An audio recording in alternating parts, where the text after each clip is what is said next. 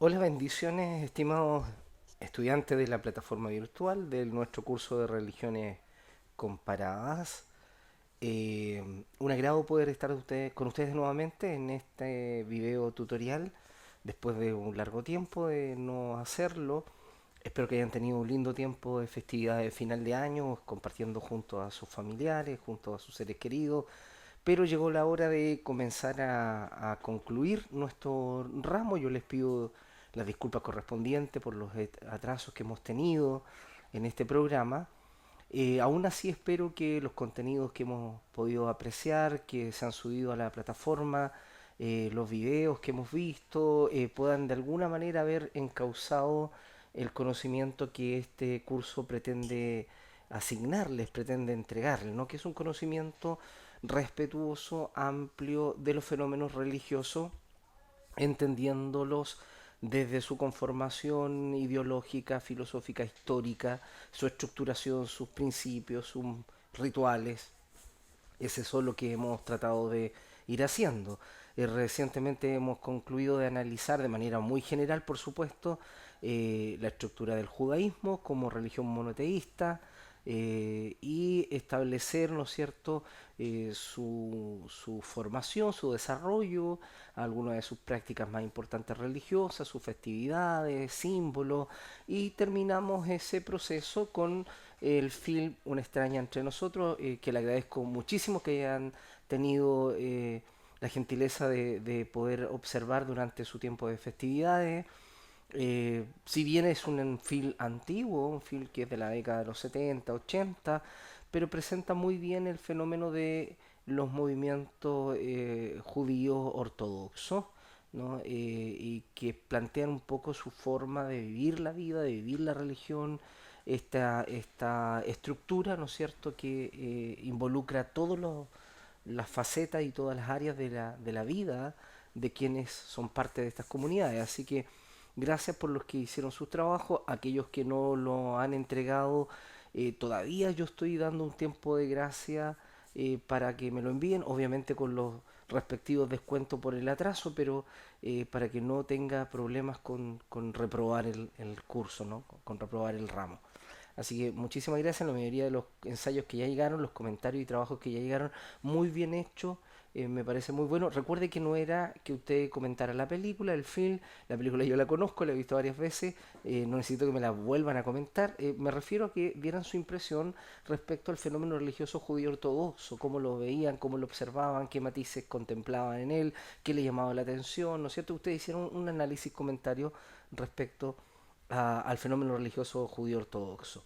Nos toca en esta séptima clase abordar el fenómeno religioso del Islam, ¿no? Un fenómeno bastante complejo, sobre todo hoy en día, producto de los recientes acontecimientos que hemos tenido que vivir como humanidad, ¿no? Los atentados en Francia, que nos tocan muy directo, porque uno de nuestros estudiantes de esta plataforma virtual precisamente fue afectado directamente por esos atentados, su hijo más bien, ¿no? Y esto fue un motivo de mucha preocupación, mucha tensión. Estuvimos orando por él, por su familia, que el Señor les ayudara a superar el trauma terrible de haber vivido esta experiencia, ¿no es cierto?, con precisamente movimientos religiosos islámicos ultra ortodoxos, ¿no es cierto?, más bien de carácter terrorista que de carácter religioso netamente. Así que el fenómeno es complejo, el fenómeno del Islam, el Islam es bien bastante complejo, porque tiene muchas aristas, se desconoce mucho de él y lo que sabemos muchas veces está deformado por más bien por acontecimientos que no nos permiten entender lo que en realidad es el fenómeno del Islam. Y si ustedes me lo preguntan y de manera tal vez muy confianzuda y maleducada tal vez de mi parte, yo creo que muchos musulmanes tampoco tienen claridad de lo que el Islam es, tampoco tienen claridad de en qué consiste, ¿no? A manera general, aunque eso pueda sonar muy grosero de mi parte. Bueno, partamos planteando de que el Islam es parte de las llamadas religiones semitas o religiones abrahámicas, ¿no? Porque derivan de Abraham, ¿no? Así como el judaísmo, de la misma manera se entiende que el judaísmo viene por la casta judía que será, ¿no es cierto?, transmitida a través de Isaac, y el Islam, obviamente por la conformación de los pueblos árabes que vienen de Ismael, ¿no? Ambos hijos de Abraham.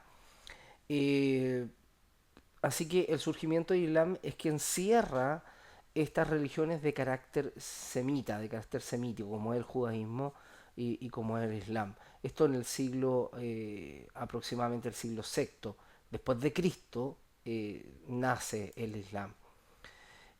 Aun cuando la religión islámica trata de remitir sus raíces, ¿no es cierto?, al fenómeno patriarcal común al judaísmo y al cristianismo, la verdad es que el Islam tiene su propio contexto, tiene su propio acontecimiento histórico, eh, principalmente fundamentada en la experiencia religiosa que tiene su fundador, ¿no? Muhammad, ¿no? O Mahoma. Él es quien va a ser el fundador e instaurador de este movimiento religioso oriental semita. Conozcamos un poquito, a grandes rasgos, ¿no es cierto?, quién fue Muhammad. Nació en el 571 después de Cristo en la ciudad de la Meca, ¿no? Actualmente Arabia Saudí, y murió en la ciudad del profeta, en Medina, ¿no es cierto? Ambas son ciudades del territorio actual de Arabia Saudí. Él fallece por ahí por el 632. Trabajó como administrador de los bienes de una mujer acaudalada, de avanzada edad, al comienzo de su juventud, y más tarde se casaría con esta mujer llamada Hadiga, y a su muerte, a la muerte de Hadiga, él heredaría toda la fortuna de esta mujer.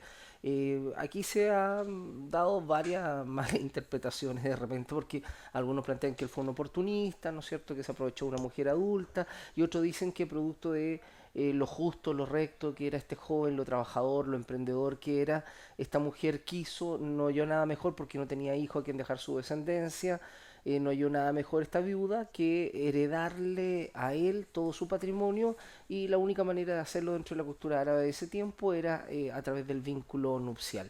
Entonces, más bien los puristas islámicos plantean de que esto fue un acto de la providencia de Alá que permite que Muhammad alcance esta gracia a los ojos de esta viuda, y es ella la que en realidad quiere heredarle a él, y tiene que hacerlo a través del vínculo nupcial. ¿Mm? Bueno, ahí tenemos un pequeño mapa, ¿no es cierto?, de Arabia Saudí, del actual estado de Arabia Saudí, y ahí tenemos la Meca, ¿no es cierto?, en una de sus esquinas, ¿no?, junto al Golfo Pérsico, ¿no?, como para que nos orientemos, y Medina hacia el noreste.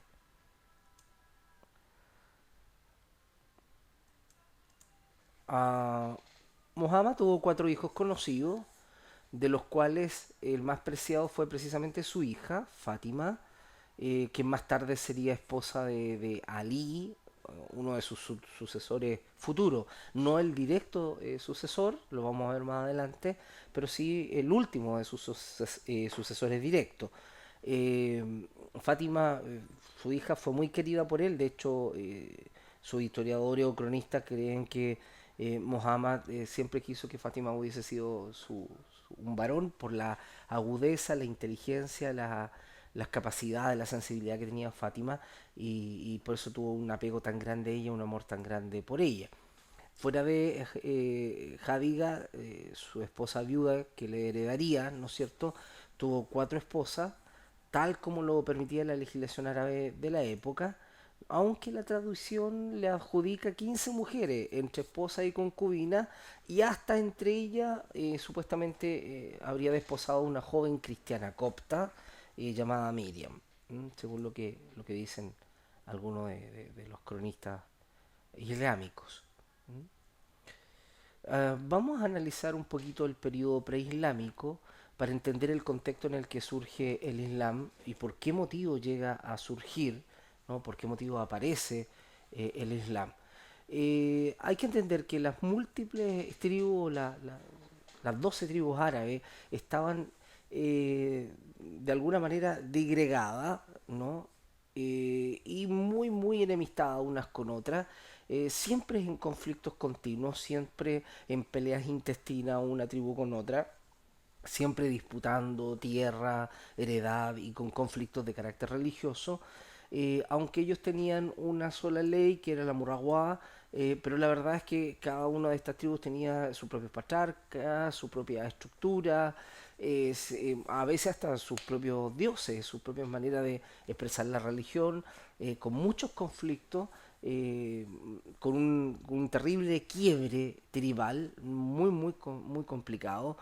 Así que el panorama es bastante oscuro, ¿no? El núcleo general de la ley de la Murawá que respetaba las tribus árabes antes del Islam estaba centrada en el respeto y el sometimiento al Sayyid o jefe tribal, ¿no? Entonces, desde este punto de vista, la religiosidad politeísta que tenía el pueblo árabe antes del Islam, las tribus árabes, era de carácter tribalista, ¿no? La religiosidad de estos clanes está casi siempre girando en torno a someterse al destino, al dar, ¿no? Al todopoderoso destino que a la larga era quien regía su vida y dirigía sus destinos. Por lo tanto, este dar, este destino es casi personalizado de manera muy potente como una especie de divinidad, ¿no? Una especie de divinidad oculta o los designios de las divinidades. ¿M? De esa manera ellos entendían sus destinos. Los cronistas islámicos hablan de que en aquellos tiempos la ignorancia era tan grande y los abusos y los atropellos. Cuando uno habla con un imán musulmán y le pregunta el porqué de su patriarcado tan misógino y tan cruel algún estado islámico, ¿no es cierto?, el abuso hacia las mujeres, su atropello a la dignidad de estas, ¿no es cierto?, al punto tal de considerarlas casi un bien inmueble, un objeto que se puede comprar, que se puede vender y cosas por el estilo. Y uno le pregunta, bueno, ¿por qué el Islam permite algo así? La verdad es que ellos dicen que antes era peor, que antes había mucha más barbarie, abuso, atropellos, violaciones y todo tipo de atrocidades que el Islam a través del profeta Muhammad vino a corregir. No sé, la manera en que ellos hacen apología de su fe, ¿no? Muhammad de hecho vivía en la ciudad de la Meca, que era el centro de la adoración tribal, y cuyo núcleo principal era un santuario preislámico que estaba allí, que era llamado la Kaaba, ¿no? Este santuario era una gran piedra rectangular de basalto negro, posiblemente un antiguo meteorito que cayó en la zona y que le servía como piedra sagrada, como un altar para ofrecer los distintos sacrificios que cada tribu ofrecía, ¿no es cierto?, en sus propios contextos religiosos e ideológicos. Este santuario era administrado por una casta sacerdotal llamada los Coarix, de los cuales Muhammad era parte. Él es descendiente de la casta Coarix. Esta es una imagen, ¿no es cierto?, de el santuario de la Kaaba. Hoy en día, ¿no?, este santuario moderno de la Kaaba, considerado el primer lugar de adoración islámico. Este es el lugar más importante del Islam. Este es el primer centro, ¿no es cierto?, de veneración y donde todo islámico, por lo menos alguna vez en su vida, debe hacer una procesión a este lugar. ¿Mm? Entonces en medio esta especie de tienda negra que se ve ahí en el centro es el santuario, la cava y todo lo demás, ¿no es cierto? Es el complejo que alberga a los visitantes, ¿no? Al visitante islámico. Esto es más o menos la manera en que está estructurada, una especie de pequeño tabernáculo, si lo pudiéramos llamar así, muy pequeñito, no permite que les albergue gente dentro de ello, como todo tabernáculo medio oriental antiguo, ¿no? De la misma manera, acuérdense que el tabernáculo hebreo tampoco permitía que la gente se congregara dentro de él. No solo el cuerpo sacerdotal ministraba dentro de él, al igual que en este tabernáculo islámico. Y esta es la piedra de basalto negra, ¿no es cierto?, que es venerada y que es respetada como un símbolo sagrado. Mahoma, como decía, pertenecía a este clan sacerdotal o esta casta de los Coreix, ¿no es cierto? Y a la edad de 41 años, mientras dice la tradición que meditaba en el monte Gira, a las afueras de la Meca, comenzó a recibir mensajes del ángel Gabriel. Dice que el ángel Gabriel se acercó a él y le comenzó a comunicar la voluntad del único Dios, y ese único Dios es Allah. Recuerden que en el árabe Allah es Dios, como en el hebreo Él es Dios. ¿no? Son las mismas derivaciones fonéticas porque el árabe y el hebreo son lenguas semíticas noroccidentales, son lenguas hermanas de alguna manera. Es como el español y el portugués de alguna forma, ¿no? Durante 20 años Mohammed estuvo recibiendo mensajes de Alá a través del ángel Gabriel. Este arcángel Gabriel le traía, ¿no es cierto?, la información de aquello que Dios quería comunicarle, y de esa manera comienza a surgir el Islam, ¿no? Entonces el llamado que Muhammad recibe es a ser precisamente un nabí, un profeta, ¿no? Un profeta de Dios.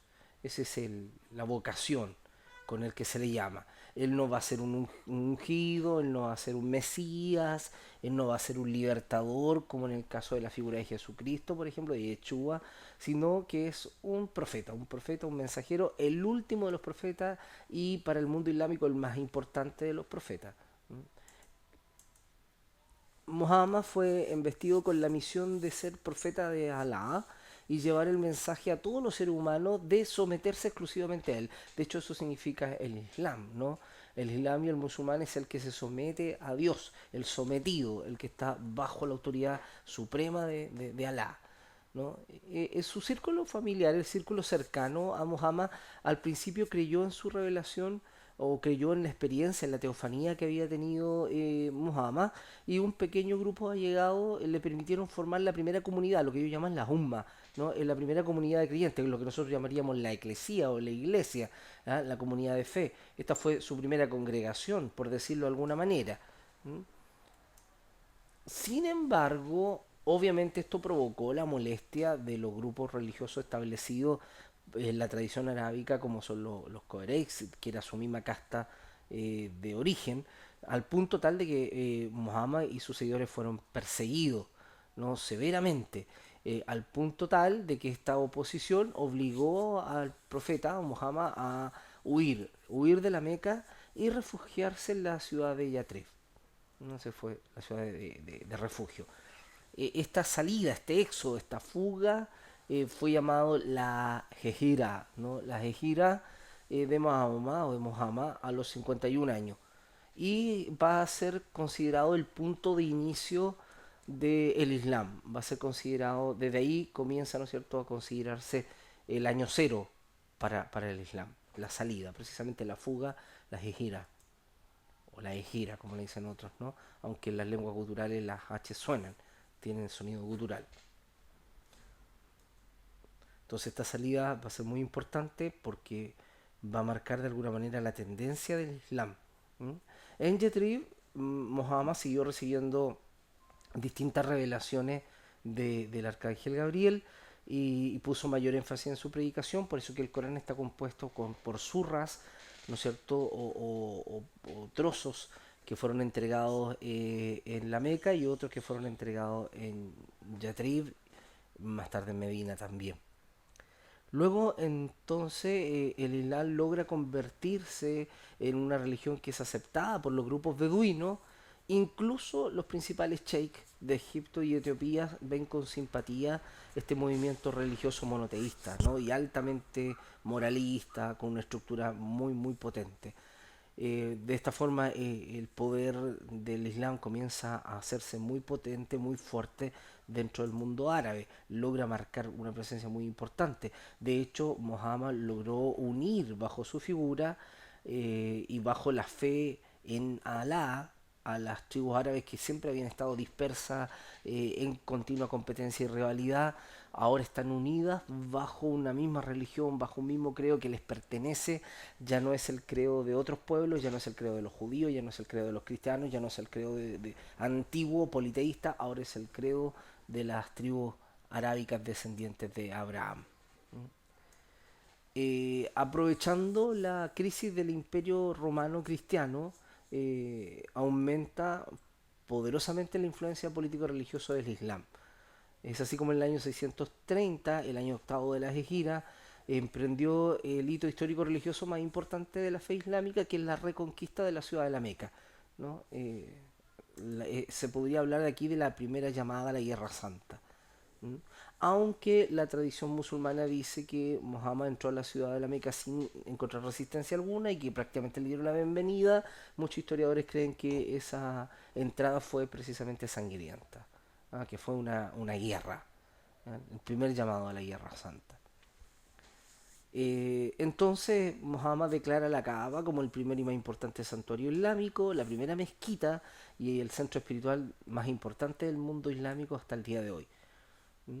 El 8 de junio del 682 después de Cristo, Muhammad fallece en su nueva ciudad capital de la Meca a la edad de 61 años. ¿Mm? Estos 20 años de misión fueron tan impactantes, tan potentes, que en ese periodo Muhammad logró unir a gran parte del mundo árabe bajo su dirección política y religiosa. Le dio cohesión, le dio una estructura, le dio leyes, le dio una forma que sería la base para lo que hoy en día se conoce como el mundo islámico.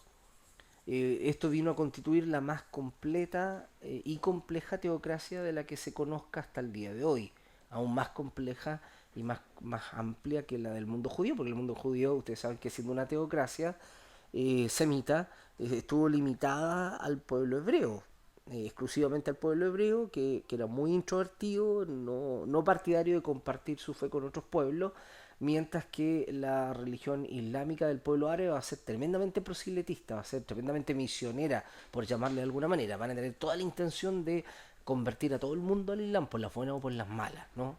La base de esta exitosa teocracia es la misma experiencia revelatoria absolutista del profeta. O sea, si el profeta tuvo esta visión, esta teofanía, esta revelación de Alá mismo a través del ángel Gabriel, ¿quién se lo puede discutir? ¿Quién podía dentro del mundo árabe discutir esto? Entonces, más encima esta tradición queda escrita en un texto sagrado que es el Corán, y esto va a ser la piedra angular para la religión islámica, ¿no? Entonces, completamente la base. Acá tenemos un mapa, ¿no es cierto?, que nos muestra cuáles fueron las conquistas de expansión de Muhammad, del profeta, entre el 571 y el 632. Ustedes pueden apreciar el verde intenso, ¿no?, en la zona de Medina y de la Meca y a un costado del Golfo, ¿no es cierto?, del Mar Rojo y del Golfo de entrada, ¿no? Y luego ustedes pueden ver las conquistas de los califas o de los halifas sucesores de, de Muhammad entre el 632 y el 661. Es un verde un poco más claro, ¿no es cierto?, que va mostrando la expansión, abarcando toda la península arábica, ¿no es cierto?, incluyendo Jerusalén, Alejandría, ¿no?, hacia Antioquía, o sea, todas las importantes ciudades cristianas, Alepo, Damasco, ¿no es cierto?, importantes ciudades, Alejandría misma, que era un centro cristiano importantísimo, dentro del mundo bizantino. eh, Fíjate que todo esto entra a ser parte del islamismo, es conquistado por el Islam.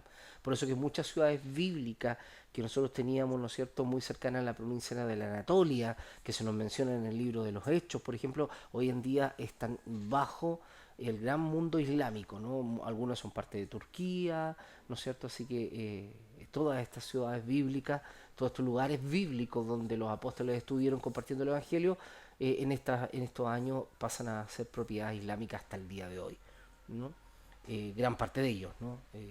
A excepción de algunos de ellos como Jerusalén, ¿no es cierto?, partes de Israel, por ejemplo, partes, porque hay otras que son palestino-islámicas.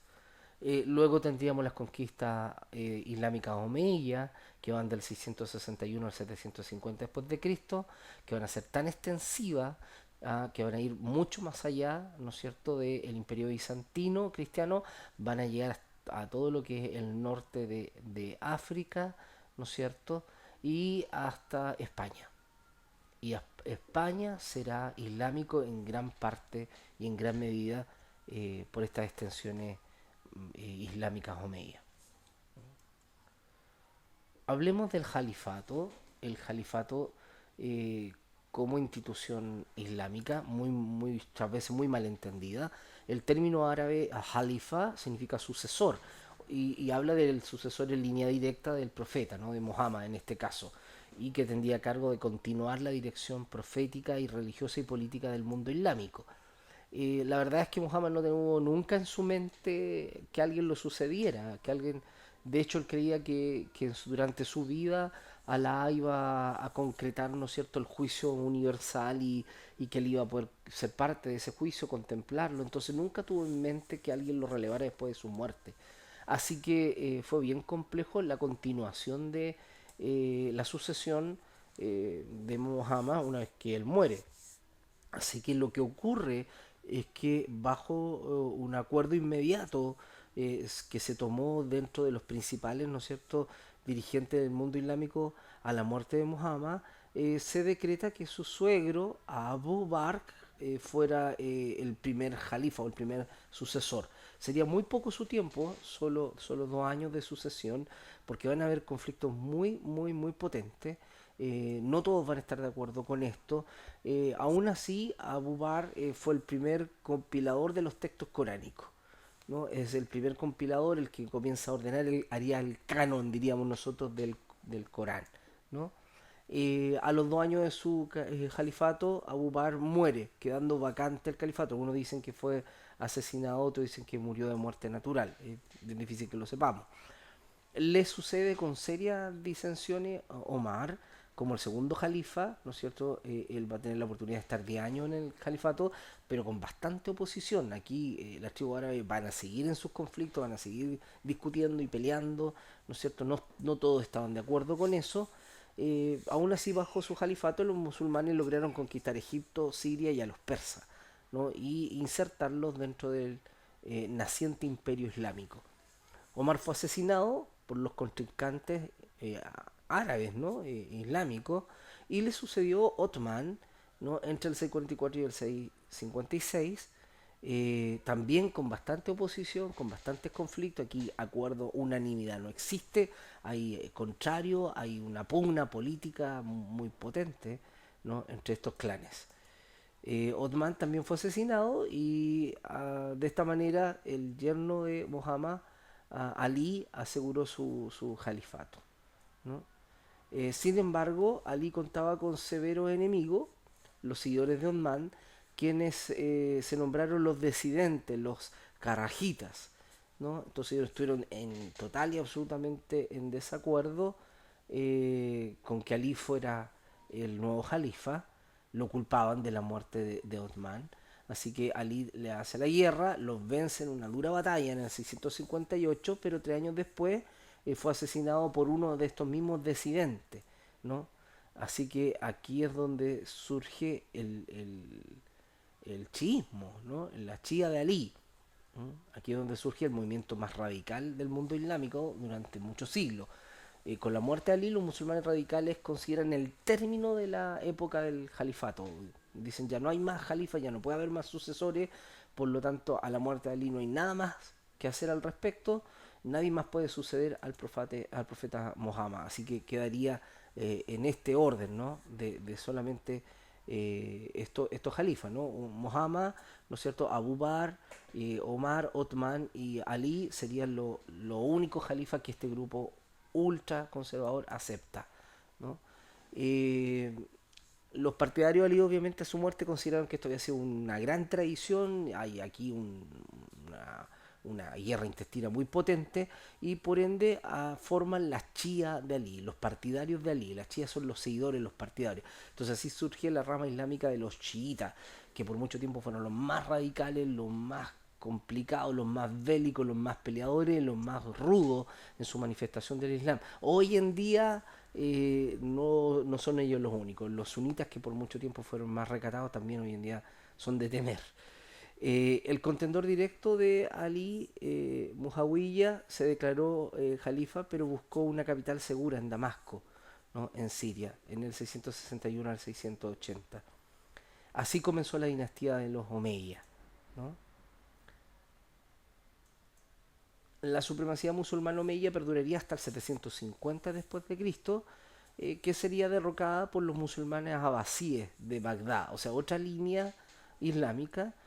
Recuerden que hemos hablado de que las tribus estaban muy divididas antes del Islam, y la verdad es que al Islam le costó bastante unir a todas las tribus. Siguieron los conflictos internos entre ellos, provocando severas situaciones de desacuerdo. El último califa Omeya huyó a España y en el año 929 el gobernador Omeya de España se declara califa allá en España, ¿no? Muy lejos de cualquier tipo de oposición. En 1031 esta dinastía fundó el Califato de Córdoba, que llegó a ser uno de los más importantes porque estaba inserto en pleno mundo occidental, no en pleno mundo europeo, ¿no? Es por eso que España tiene tantas raíces islámicas y árabes, ¿no? Tantas palabras en el español que son de carácter árabe, ¿no? Almud, baúl, almohada, no sé, ojalá, alá, que Alá quiera, ¿no? Son palabras que están insertas en el vocabulario español y que muchas veces lo usamos sin darnos cuenta que tienen origen árabe. Hay muchas palabras españolas que tienen su origen en el árabe. España casi por completo estuvo inserto dentro del mundo islámico. Eh, Ciudades muy importantes, ¿no es cierto? Toda la zona andaluza, Salamanca, Córdoba, obviamente todo esto estaba bajo, ¿no es cierto?, la influencia islámica. Solo Castilla y León se mantuvieron dando, ¿no es cierto?, su contienda al respecto y ahí surgiría la figura del Cid, el mío Cid campeador, ¿no? Rodrigo Ruiz Díaz, de llevar el campeador, el libertador del pueblo español, por decirlo de alguna manera así.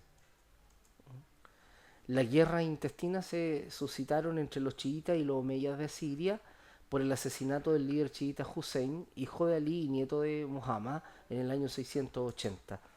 Los chiitas, con un nuevo líder, Mokhtar, combatieron a los omeyas en Irak entre los años 685 y 687.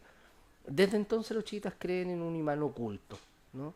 Ellos dicen no tenemos un imán visible, no tenemos un líder visible, porque ya no hay jalifa después de Ali, por lo tanto ellos creen que existe un imán oculto, que es el sucesor de Mohammed, pero que es guiado por Alá, es guiado, ¿no es cierto?, por el profeta, pero oculto para que no sea asesinado ni mucho menos, ¿no? Para el chiismo, los imanes visibles de la comunidad islámica son solo representantes de ese imán oculto. Un imán es un líder religioso, así como lo diríamos en el judaísmo un rabino, en el cristianismo un pastor, ¿no es cierto? Un líder, un guía, ¿no? Un maestro, un enseñador. Esa es la figura. La verdad es que el chiismo también se dividió en dos. En la Zaidilla, derivado del imán Said ben Ali, nieto de Hussein, que es la línea chiita vigente hoy en día en el Yemen, y la línea imamilla, ¿no es cierto?, que son los seguidores de Mohammed al-Bakir, ¿no es cierto?, que son otra línea. O sea, ellos, si ustedes se dan cuenta, qué complejo el mundo islámico, porque no podemos hablar de un solo mundo islámico. Es como cuando hablamos de los evangélicos, por ejemplo, guardando las proporciones, pero hablamos de los evangélicos, de los movimientos evangélicos, de los pentecostalismos, porque hay tantos movimientos dentro del evangelio, hay tantas denominaciones, hay tantas líneas distintas que se han ido separando, dividiendo, ¿no es cierto?, desde la línea histórica reformada, desde la línea, ¿no es cierto?, de carácter anabautista, más tradicionales, más conservadoras, hasta la línea de carácter pentecostal carismática y todas sus derivaciones. Bueno, algo así también pasa con el Islam. El Islam también va teniendo división y va separándose en líneas. Por lo tanto, hablar de un Islam, hablar de un movimiento o fenómeno religioso islámico es bastante complejo. La verdad es que no es así, ¿no? La característica del ismanato carismático le da a la Chia un carácter más propenso al fanatismo, dependiendo de la personalidad de sus imanes visibles, o sea, o de sus líderes religiosos, ¿no? Ellos van a ser los que le van a dar ese carácter más o menos violento. Los grupos más fanáticos del mundo islámico han surgido históricamente de la rama chiita, pero como les decía, hoy en día eso ha cambiado. Hoy en día hasta el mundo suní, que tendía a ser un mundo más teológico, un mundo, ¿no es cierto?, más moderado en ese aspecto, hoy en día también ha reaccionado muy violentamente. La interpretación del Corán depende del imán visible y o en su defecto del colegio compuesto por los cinco mujtahidin, ¿no es cierto?, que son estos jueces o estas personas encargadas de interpretar y ayudar a entender el Corán. Bueno, ahí tenemos un grupo de chiitas, sabemos que son chiitas porque llevan, ¿no es cierto?, a una imagen del Jalifa Ali, ¿no?, del Jalifa Ali, el sucesor Muhammad, entonces ellos son de la Shia de Ali. Aquí tenemos algunas de sus prácticas que recuerdan el día del asesinato de, de su, de su califa, ¿no es cierto?, de Ali, lo recuerdan hasta el día de hoy. Es una fecha para ellos importante porque recuerda la tradición y la muerte que hacen de su califa, y lo hacen de manera bastante histriónica, sangrienta también en alguna medida para nosotros los occidentales, ¿no? Otra rama del Islam es la sunita, en cuya línea se ubica la dinastía Omeya, ¿no es cierto?, que fue tan importante en Europa. Ellos consideran necesario la continuidad del califato tal como se presenta la unidad del mundo islámico. Entonces ellos continuaron, la línea sunita continuaron teniendo figuras del califa. Consideran también importante la interpretación teológica del Corán o la hadith, ¿no?, la tradición elaborada a través del tiempo y que ha ido constituyendo la suna, ¿no es cierto? Esta interpretación de los textos coránicos.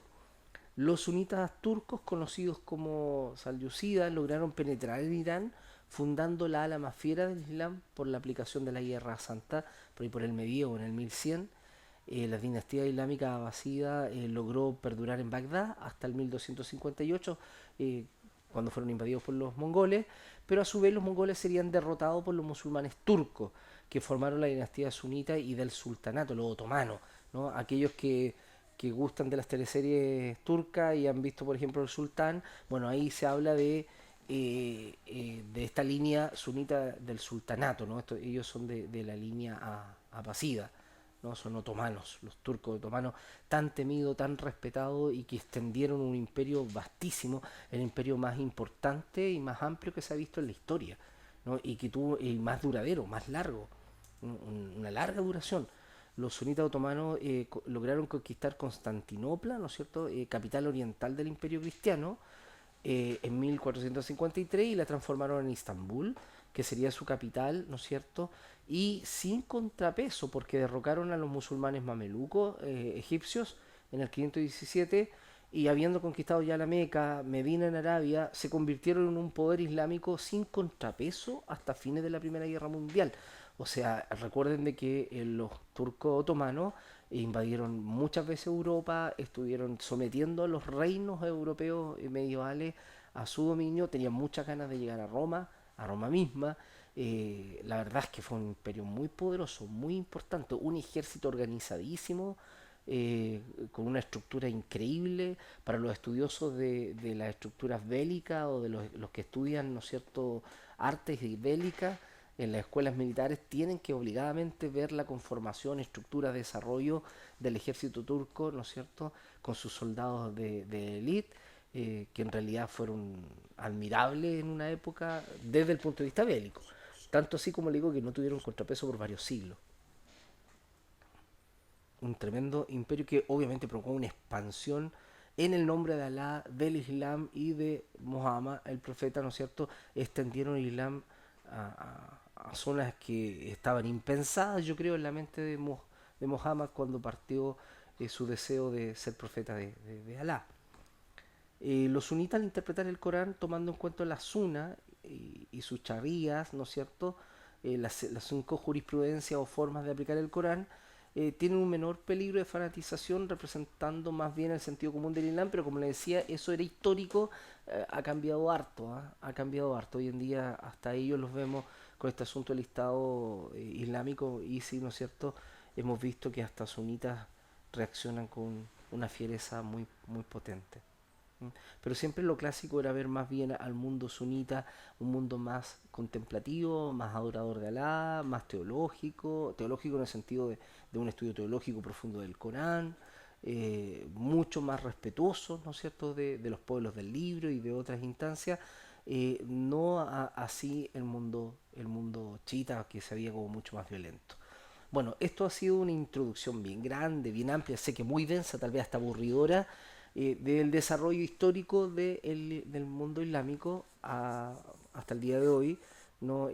Tal vez nos falta un poco o bastante de la actualidad hoy en día. Quisiéramos conocer las distintas líneas del Islam que hay hoy en día. Tal vez quisiéramos entender las facciones, dónde están ubicadas. Vamos a intentar en la próxima clase, ya, la próxima y última clase, de echar una miradita a eso, aunque no quisiera yo apartarme mucho del fenómeno religioso en sí y que viéramos en qué es lo que cree el mundo islámico, cuáles son sus 5 preceptos más importantes, sus 5 pilares de fe, sus 5 instituciones sagradas, ¿no es cierto? Que conociéramos su estructura, qué es lo que piensan, qué es lo que creen, cómo está conformado el mundo islámico. Eso nos ayudaría mucho. Sus doctrinas, sus principales profesiones de fe, es lo que vamos a intentar ver ya en la última clase. Así que tremendamente agradecido por el tiempo que han tenido ustedes, que han dedicado para estudiar este curso. Gracias por ser fieles a este curso y vamos a intentar terminar de la manera más digna posible. Así que yo les pido tener un poquito de paciencia. Una clase más se vendría, que sería nuestra octava clase, y ya con eso estamos cerrando este curso, así que les ruego ponerse al día con sus trabajos para que no se vea perjudicado su rendimiento académico. Muchísimas gracias, que Dios les bendiga, un agrado, como siempre presto a recibir consultas, ya sea a través del foro interno o a través del correo nuestro set.director@gmail.com, nuestro set.director@gmail.com. Que Dios les bendiga y nos vemos en la siguiente clase de nuestra aula virtual.